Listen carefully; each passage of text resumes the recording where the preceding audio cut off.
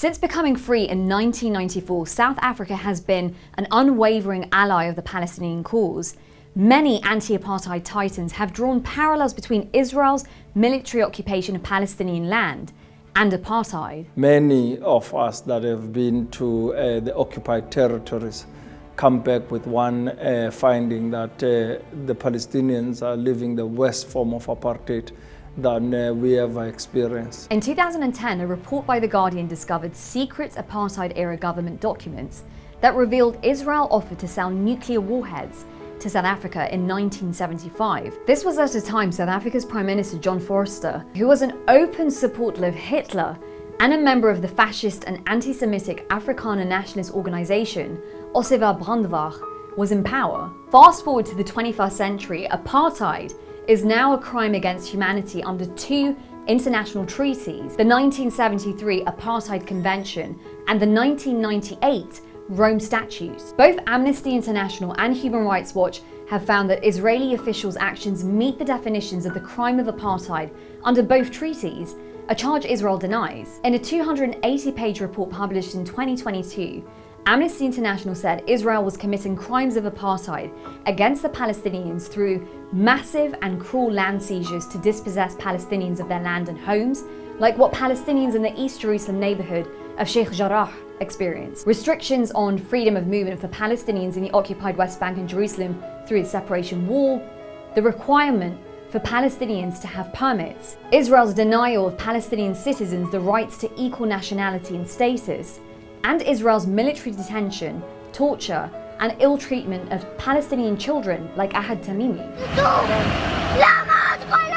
Many who lived under the repression of South African apartheid also make the comparison, including Nelson Mandela's grandson, Mandla Mandela, who recalled seeing Israel's separation wall for the first time. And yet, in the 21st century, we still have a war of that nature, segregating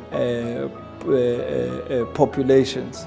It took me back to the segregation policies in South Africa, where we had to be divided according to race. And much like the Palestinians today, South Africa's anti-apartheid heroes were also met by suspicion and condescension by Western leaders in the earlier days of their struggle. Both the British government and the UK government, the American government, regarded, under Thatcher and Reagan, regarded Nelson Mandela as a terrorist, and they shunned the ANC. The UK's first female Prime Minister, Margaret Thatcher, infamously called the African National Congress a terrorist organisation. I will have nothing to do with any organisation that practices violence. I've never seen anyone from the ANC and would not do so. The ANC says that they will target British companies. This shows what a typical terrorist organisation it is. When the UN General Assembly suspended South Africa's racist regime in 1974 because of international opposition to apartheid, the ruling was opposed by Britain and the US. South Africa was readmitted in 1994 when Mandela became the president of a free South Africa.